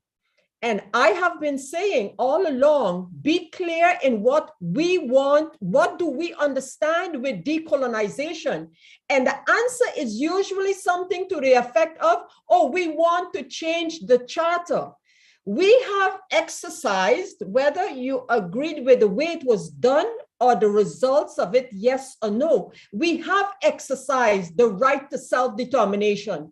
That right is not exhaustive. We still have it here. But what do we want for our constitutional status? That is the right to self-determination, deciding where you want to be and where you want to go. The fact that we believe, with which I concur, this particular part, that the charter is being misused in this relationship, that to me is as clear as day. But to confuse that with a decolonization, I think is where we have gone wrong. In fact, okay, I'll leave it for the other part of the discussion. But I believe that we really need to be clear. You got some who are using the decolonization argument to go back on the list of non-self-governing territories, feeling that with that, we are then going to get the Netherlands, the kingdom, to basically do the things that, according to some, they should have done when in 1954, the charter was established. And so unless we are clear in that, things like the petition and the amended petition that have been filed will only continue to confuse the issue, and that is not to our benefit. Thank you. Thank you, MP Westcott. MP Brumbill. Thank you. I think that Sint Maarten has to be more self-sufficient before we follow suit with this process. As I mentioned in one of my articles, a strong local agriculture base should be put in place for us to win away from total importation and dependency when it comes to resources.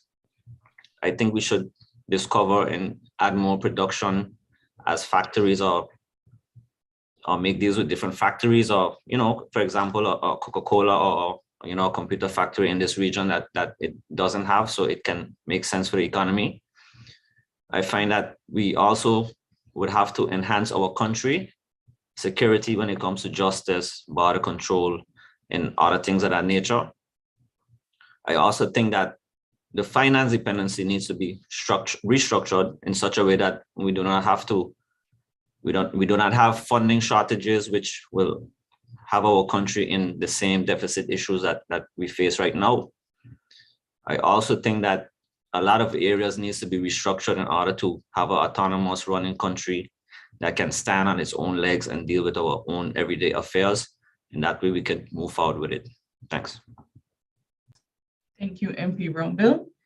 I see that MP Bryson would like to rebut. Remember, you have 1 minute. You have the floor.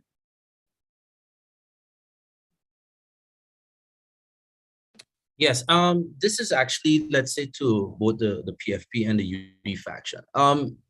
What is your understanding of the purpose of a special rapporteur versus the purpose of the United Nations General Assembly or the United Nations organization. Because the petition was filed to a special rapporteur. Does that have any relevance to the understanding the difference between a prime minister, which actually technically the prime minister in herself can only go to the UN via the Kingdom of the Netherlands, but rapporteurs have a different function and they've been established for a reason? Thank you, MP Bryson. Seeing that question was aimed to both MP Gums and MP Westcott, either person can have the floor first.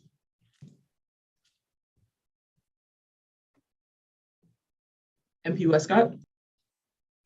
I don't see the relevance of the question to my comments per se, but what I would want to add, since I have the opportunity, I always credited myself for adding the constitutional part to the Committee for Decolonization. I hear MP Bryson this evening taking that as well. So I realize, and I look now at MP Duncan. MP Duncan, I have to share that credit, I realize. It's a good thing I put mine in writing, hence we had it expanded to be constitutional affairs as well. So I wanted to use the opportunity because I didn't see the relevance of MP Bryson's question to what I stated, but maybe the MP Gums would want to go into that. Thank you. Yes, MP Gums. Thank you, Camilla. I again want to reiterate that we have constructions within the existing constellation that we are in that we could have gone to prior to going to the special rapporteur. And I also stated that there is a committee specifically meant for decolonization within the United Nations. And to me, had I been sitting in a coalition, I would have advised my prime minister essentially to go this route and not go to the special rapporteur. So again, I state that I firmly believe that Prime Minister Jacobs or whomever was sitting there should have been, I guess, consulted then to go to the specific committee meant for decolonization, as she could have done. Thank you. Thank you, MP Gums. Is there any rebuttal from MP Duncan or MP Brownbill? Seeing none, we move on to our second to last question. So as St. Maarten is only 16 square miles, there have been circumstances of conflict of interest, potential cases of nepotism, and various levels of corruption. As we try to improve ourselves as a country, how do you plan to hold governing officials accountable for any previous missteps? And in what ways can we apply checks and balances to avoid any future issues? As St. Maarten is only 16 square miles, there have been circumstances of conflict of interest, potential cases of nepotism, and various levels of corruption. As we try to improve ourselves as a country, how do you plan to hold governing officials accountable for any previous missteps? And in what ways can we apply checks and balances to avoid any future issues? MP Duncan, you have the floor. Thank you, Camilla. Nepotism, conflicts of interest, corruption can be found on in any country, but especially in small island states and territories. That I know for sure, but it is unacceptable. There are so many cultural behaviors that were considered acceptable decades ago that no longer are. In my opinion, personal and professional integrity should be paramount in our work as MPs, in our work as ministers. And when we talk about the influence that politicians have in particular, because of the fact that we have access to resources and the decisions that we make literally affect the lives of our people, again, personal and professional integrity and accountability are paramount. So where do we start? In my opinion, by holding our elected representatives, our officials, accountable. I think that this has not always been the case. And I'm saying even before it becomes a criminal matter. And so for me, once there is wrongdoing, depending on the incident, officials should either be asked to step down or to halt, like a stop, cease and desist of what they're doing. And I think we have seen an example of that over the last 6 months. Article 53 of the Constitution states that members of parliament should refrain from voting on issues that affect them personally, or their blood relations, or their spouses. So this is one small mechanism. You know, we should recuse ourselves in situations where a conflict of interest will be evident. As MPs, we have a number of checks and balances in place, built into the system, where it concerns the ministers, like Article 62, which says that we have a right to submit questions and ministers have a right to respond. And so on policy and political matters, we ask ministers, what are you doing? One instrument that is important to me is the right of citizens to petition Parliament. This says, hey, citizen, you access me directly and you say that this is a matter that is an issue for me, and Parliament has the right to investigate these petitions. You know, so these are ways in which that we can hold ministers accountable, but we ourselves need to be held accountable. And I know that we say that, you know, democracy and elections are what holds elected officials accountable. We need to do a better job. I think we need to approach our issues head on, as opposed to sweeping them under the rug, as I think has been done somewhat in the past. And for me, I approach everything that I do in Parliament with both personal and professional integrity. They are core values for me. And I think that we're seeing a trend, an upward trend in how we approach our work as it regards accountability. Sorry. Thank you, MP Duncan. MP Ryson. I would say, I think corruption is really the best way to weed it out, is to have the strong arm of the law, so to speak, send strong messages that when someone is caught in with some blatant corruption, that the punishment is severe and swift. But unfortunately, I think therein lies the problem. We have had situations in this country where corruption charges are laid upon a person, and that person's life is completely destroyed. And in several cases, I know of a particular person, a brilliant young Sint Maarten mind, who for 5 years was vilified with accusations, only after 4 to 5 years to then be told, oh no, my bad, actually we were wrong, you're completely acquitted. How is that person supposed to gain back those 5 years they lost? How are they supposed to go back into the civil service that they are in?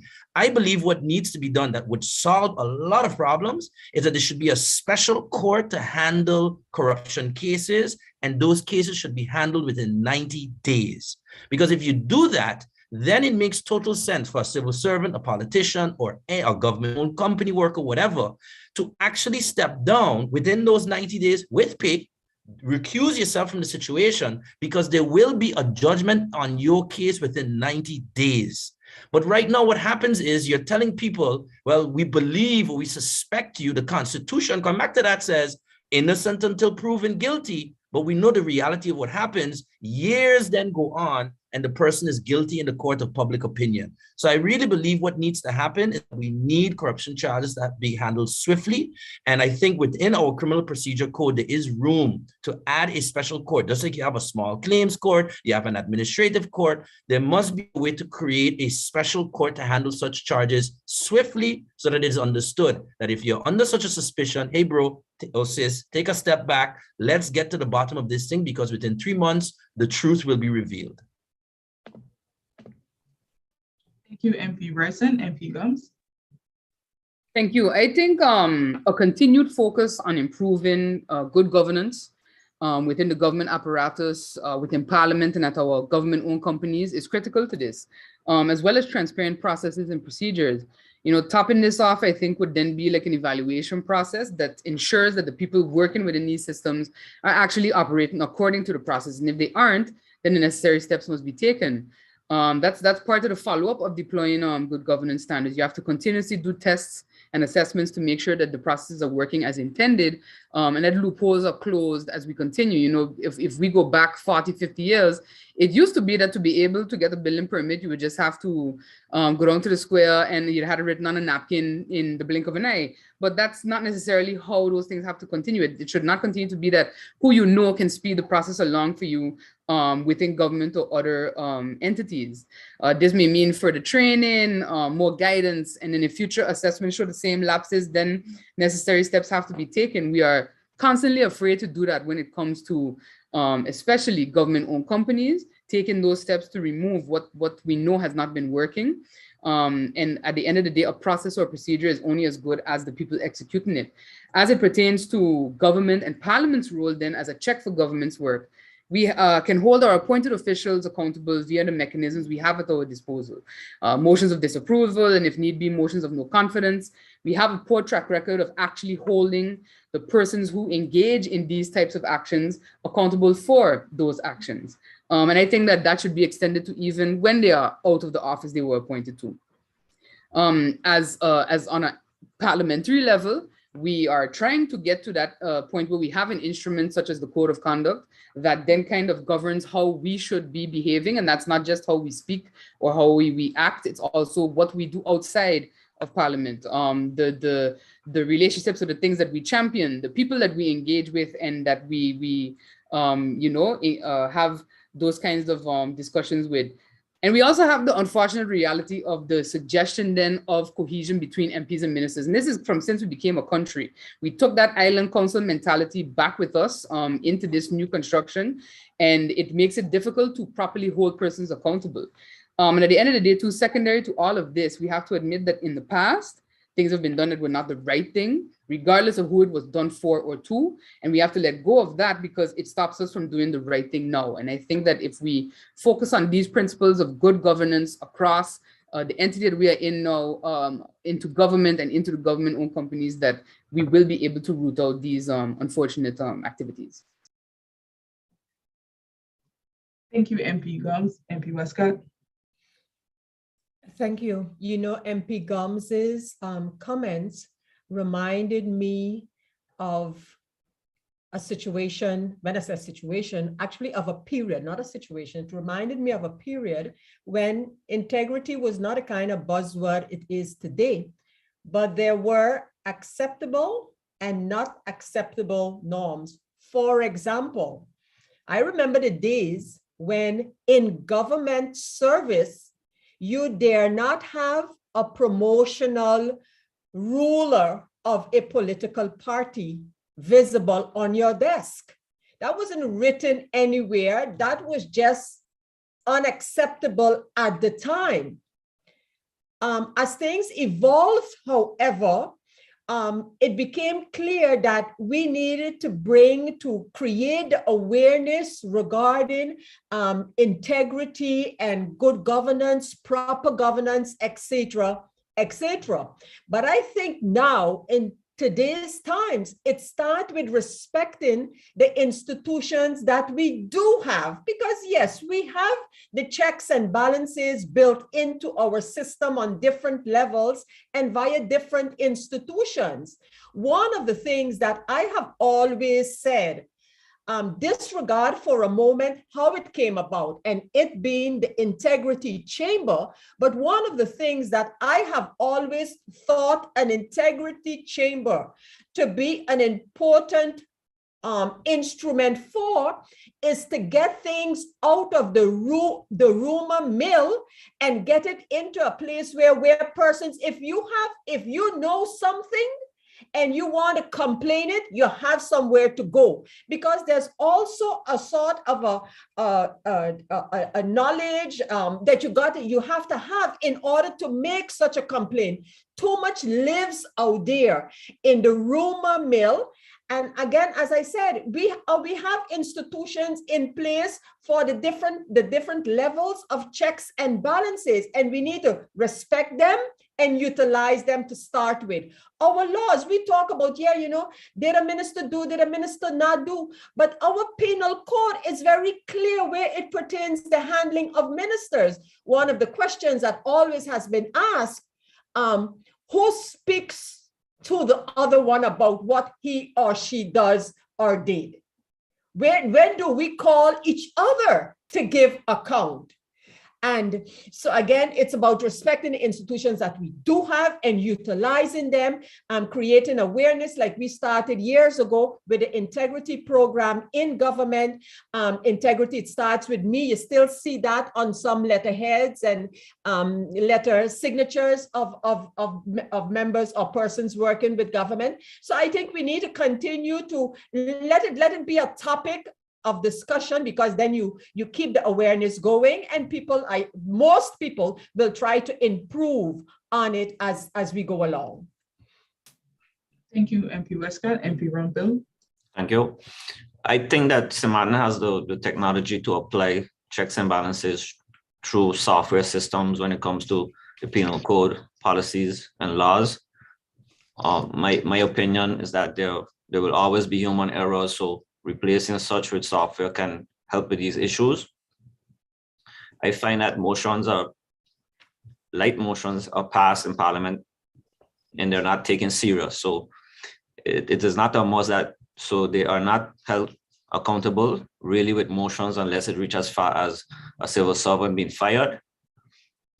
I also think that all these checks and balances or nepotism can be improved once the Integrity Chamber, the Ombudsman, and other similar entities play a stronger role in government affairs, as my colleague, Ms. Westcott Williams said. Thank you. Thank you, MP Brown-Bill. And I see MP Combs raise their hand for a rebuttal. MP Combs, you have the floor. Thank you, Camilla. And I just wanted to touch a bit on what MP Bryson said previously regarding our justice system. I do believe and agree strengthening our justice system and demanding better from it is critical to rooting out these activities. And also, just as a point, sometimes and in justice systems across the world, people are acquitted not because they're not guilty, but because of the research to their crimes being conducted in the wrong way.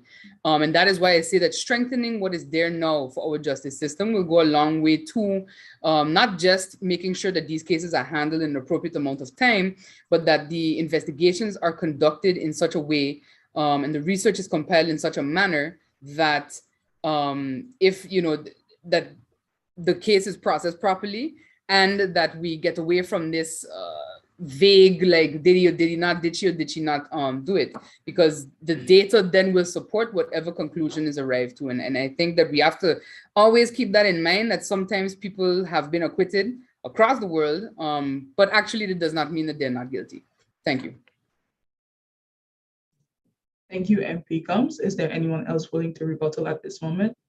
MP Bryson. I think we have to be careful to, let's say, if we want to categorize and choose when an acquittal means lack of guilt or not, because then we bring into question our whole legal system. If someone is acquitted, they are acquitted. That's just respond to that rebuttal. But in general, I want to clarify then too, I want to be clear that obviously, if I say the court should be able to handle it within 90 days, it means that all the resources should be made available to the judicial to be able to handle such cases within 90 days. Because as Duncan mentioned, we want these people to be able to say, listen, I'm on an investigation, I'm going to take a step down. But I think it's unfair to make people step down, innocent until proven guilty, for 5 years. Sometimes we've heard of cases lasting 11 years, 12 years. Why can't there be more of an emphasis? I think it fixes a lot of problems by putting more resources into ensuring that specifically cases of corruption, cases of nepotism, and so on are handled swiftly, and that the necessary resources are placed there. Let's remember that the Dutch government put 28 million euros into the TBO, a small portion of that going into a specific court to handle these cases more quickly, which certainly helped a lot. Thank you, MP Bryson. MP Westcott. Yes, I believe that the matter of legal certainty, which also includes persons knowing for how long they can be classified or earmarked even as a suspect. I think that should go for all I think that should go for everybody in terms of making sure that you don't have this long stretched out persons wondering, you know, where do I stand? What about my case? I think that needs to be looked at from a general perspective. And coming back on something we said before, one of the matters that I believe as a parliament we should also look at, while we have adopted a lot of things, when it comes to, for example, how do we deal with the replacement of a member of parliament if one had to decide to step down for a while or whatever. That is not really worked out. We don't even have it in terms of if you have a member of parliament out long-term for medical reasons, you know, while in other parts of the kingdom for which we have adopted some things, that is regulated. And I believe that is also something we should look at. Thank you, MP Westcott. Seeing there's no need, MP Brownbill, you now have the floor. Thank you. I always want to touch in on the way that leaders of a country of Sint Maarten are being handled, in a sense of the way we get slander, or the way that they put shame on somebody who has a case. Because I think that we are role models, and who are looking up to us should see a more inside picture of not what they portray in the media, which the media has a lot to do with it. But my opinion is that for a country to be strong, we always have another generation looking up to us, and nobody's perfect. So things will happen. Nepotism, as MP Duncan has said, these things are going to happen in every country. So my thing is how we as parliamentarians can find a way not to shamefully blast at someone who got themselves in trouble, but also to find a way to have a something in place, and that where they because I think other countries do it. They have some kind of law where you will be punished, do not get me wrong, but the way they do it, they don't do it to tear down or pull down our own. Because when our kids see that, they feel like their confidence is breaking in their leaders, and that's not a good thing for them to see. So moving forward, I think we as parliamentarians. Thank you, MP Brownbill. And so moving on, we're going to move on to our final question. And I think this is my favorite question from our list of questions that we have. And on a scale from 1 to 10, with 1 being the worst and 10 being the best, how do you rate the performance of both the government and the Parliament of Sint Maarten within the last 2 years, and why? On a scale from 1 to 10, with 1 being the worst and 10 being the best, how do you rate the performance of both the government and the Parliament of Sint Maarten within the last 2 years, and why? MP Duncan, you have the floor.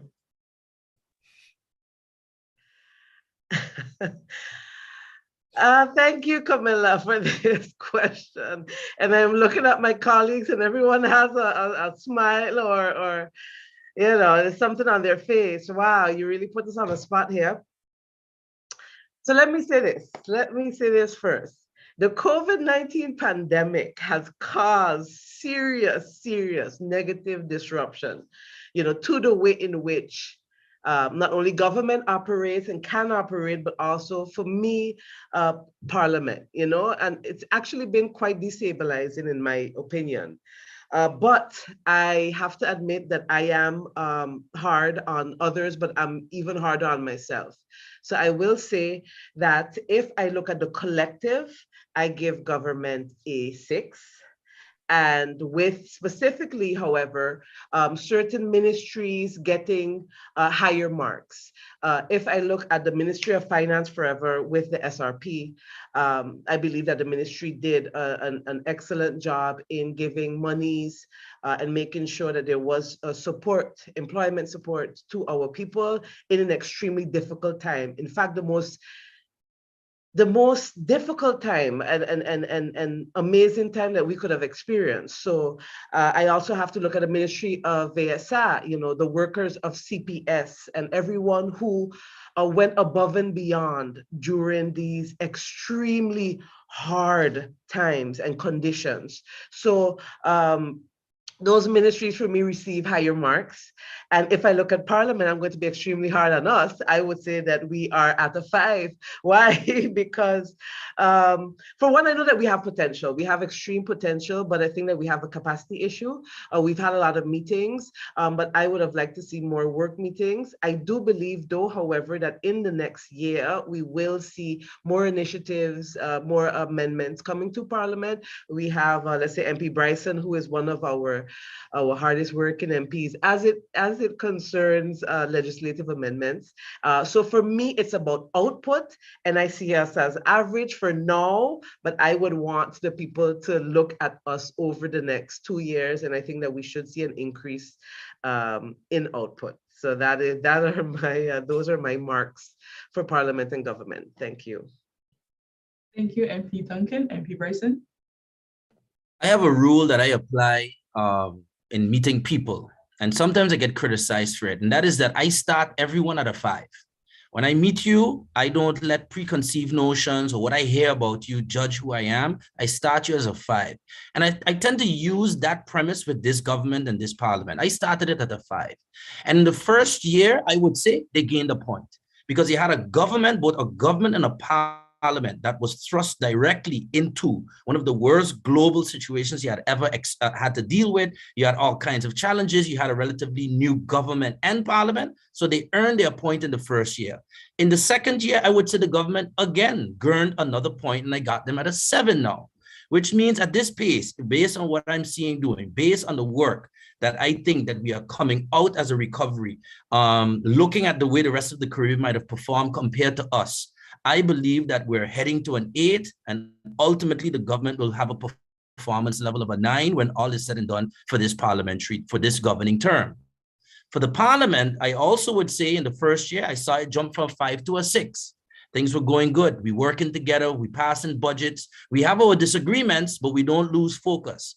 But in the last year, I would say we start to get back, many of us, to the old school politics of simply disagreeing for disagreeing's sake. We have to be against each other. All of the little games being played, trying to convince who to vote this way and who to go that way and who ain't no good and who talking bad about each other. All of that nonsense started to creep back into this Parliament again. And I think that significantly has stunted its growth. And a lot of it has to do with a large divide between highly experienced and politically savvy group of people and others who within their hearts want to do the best, but might not be very much aware of the political games being played in Parliament. And it needs to be said.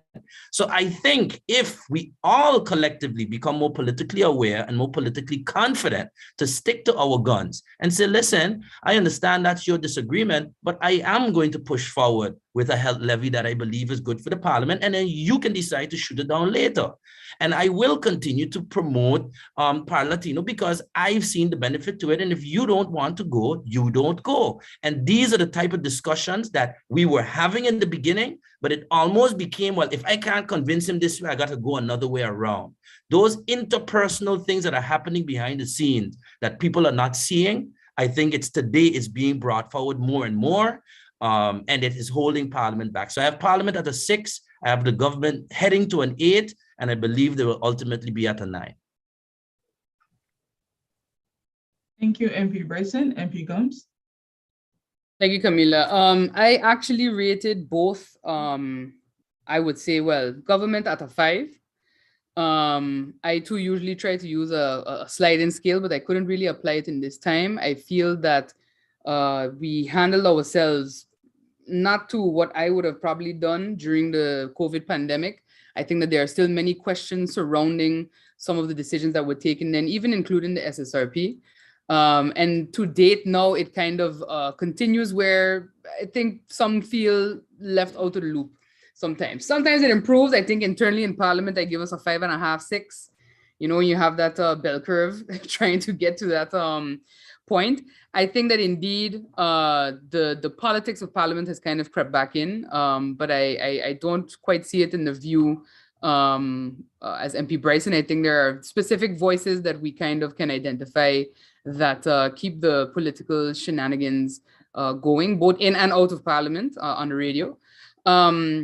And I think that that's unfortunate. However, I think that it's also unfortunate to kind of paint more critical observations that are being made of decisions that were taken in the past, resources, the limited resources that we have being deployed to something that to my opinion, then is being fought to hold on to, because, you know, parliaments in general don't travel that often.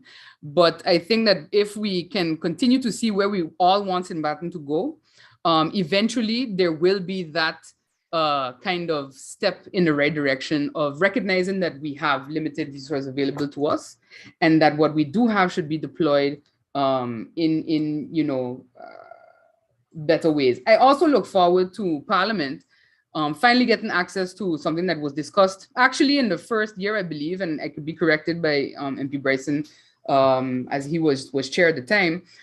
Regarding the legal aid, the legal assistance, I think that we will see much more coming out of Parliament once that is made available to us. And I do look forward to that, because I think that that's something that is critical to where we all want to see Sint Maarten go, and the initiatives that we all want to kind of undertake for that. Thank you. Thank you, MP Gums. MP Westcott. I'm going to be the odd one in this one, and I would not even give a number. I mean, I guess the easiest thing for me, not being part of the governing coalition, would be to basically, you know, bring the government right down to, I don't know, one number, 3, 4, whatever the case may be, whatever would make me feel good. What I would want to say is that on both levels, there is much room for improvement, and the lack of consideration sometimes for the functioning of Parliament, which the most important one, in my opinion, is exercising oversight over the government. And many in Parliament who support the government can't accept that fact. And you hear it in their statements, their expressions, and it is general in Parliament that when you want to say something to or about the other one, you say, we here in Parliament like to do this and like to do that, but you're actually throwing it at someone else in Parliament. And every time I hear that, I say to myself, I wonder if that person realized that he or she is including him or her in what they're stating. But definitely, I think there is much room for improvement. Politics of the operation of the executive and legislative branches is political. It will always be that. In a democracy, you have a government and an opposition. And, that's the way that we have to look at our role. And if everyone can just accept that for what it is and do the best they can in their particular role and respect the other in their role, I think we will be able to get that improvement that I believe there's room for. Thank you, MP Westcott. MP Rumble.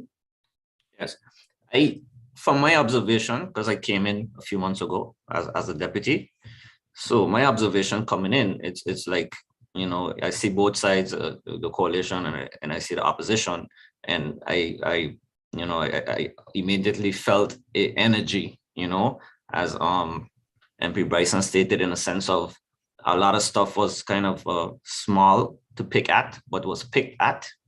And when you want to vote your conscience, it's like, if, because I came in as opposition, it kind of swing at everything that opposition does. I just have to go along with, which I really like to vote my conscience on certain votes. So I would give Parliament a 6 and government a 6, coming in halfway, and we'll see how the other 2 years go. Thank you. All right, thank you very much. And seeing that was my last question for you guys today, we are coming to our wrapping up period. And so now this is the opportunity for you guys to have any last closing remarks, and you will have 2 minutes to give your final remarks to the general public. So MP Duncan. Thank you, Camilla. I would just like to thank the organization. Thank the Youth Parliament, my coach, Jamie. Thank you for this opportunity.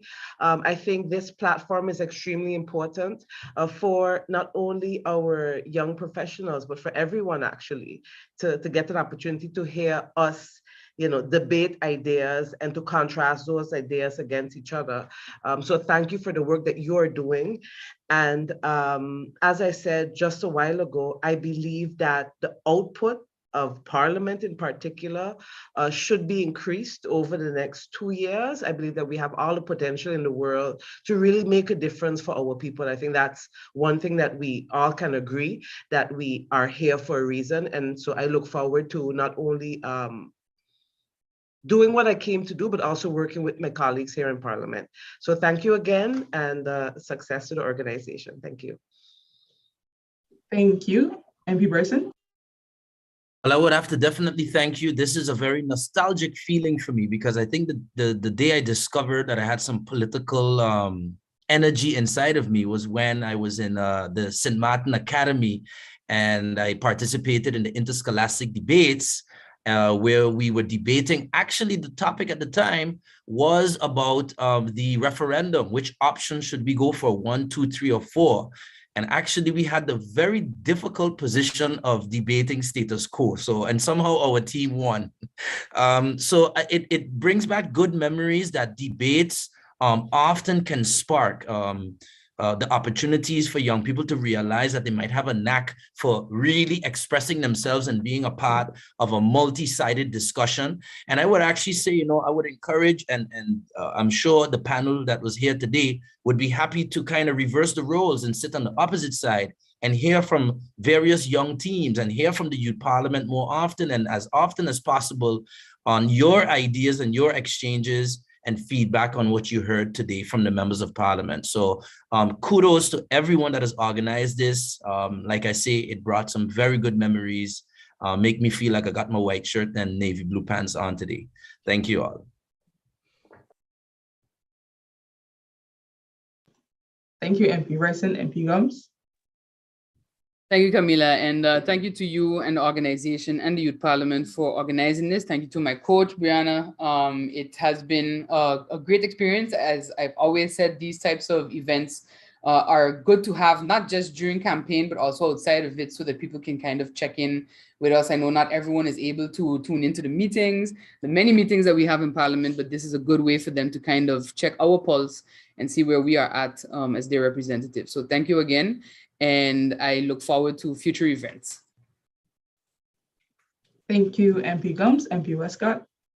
I join my colleagues in expressing thanks to you, of course, Camila, to the entire team, to my coach, my coordinator, Ms. Ramchandani, and of course, thanks for the opportunity to be able to have this debate. It has been a while since, as politicians, political office holders, we have had this opportunity, and they always, I wouldn't want to say make more sense, but definitely are more valuable outside of the campaign period, when it gets really, really hot. And I'm sure that when the rules that you so nicely had put together would not easily be observed. So thank you for the opportunity. I look forward to hopefully in the near future, when Parliament sessions will also include more of a debate on the issues, and not that we get, the back and forth usually between each other and the snides and the jabs, but that we can really have a debate and respect each other's opinion again on the topic. And so I look forward to those days as well. I look forward to the feedback and a next opportunity to be able to have such a discussion on the very important topics that you selected. Thank you. I wish my colleagues and all tuned in to this live feed a very pleasant evening and a very good weekend. And again, my thanks to all who had something to do with the organizing. Thank you. Thank you, MP Westcott. And MP Brownville? Thank you. Thank the organization. Thank Mr. Jeremiah Richardson. I think that was my coach coordinator. So I'd like to thank him also. And I think that these sessions are very productive, communicating with the Youth Parliament, and we should have a lot more of these sessions available, not just once a year, or I don't know how much times y'all did it already, but I would just like to thank y'all and my colleagues. Thank you. All right, thank you guys once again. And with that being said, I will now hand the floor over once again to President Jeremiah Richardson.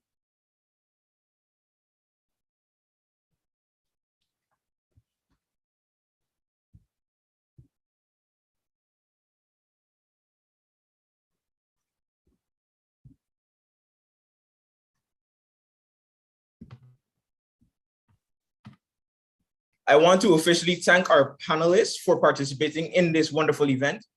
It was truly a learning experience for us, and we hope it was the same for the general public. A special thanks goes out to the youth members of Parliament, Jamie Lynch, Prerna Ramchandani, Jamal Holloman, Brianna Silvers, and Kadar Gums for a job well done in executing this event. I would also like to thank Camila Gums and Nian Fleming for presenting and being the leads on this event, and our advisors, Ms. Brenda Maynard and Mrs. Connie Francis Gums. I want to thank those who took their Friday night to tune in and engage. We encourage you to continue to engage in your civic duty. Make sure to follow IslandGalTing on Instagram, Twitter, Facebook at IslandGalTing, and follow the Sint Maarten Youth Parliament on Instagram at Sint Maarten_Youth Parliament and Facebook Sint Maarten Youth Parliament for upcoming projects and events. Have a wonderful night.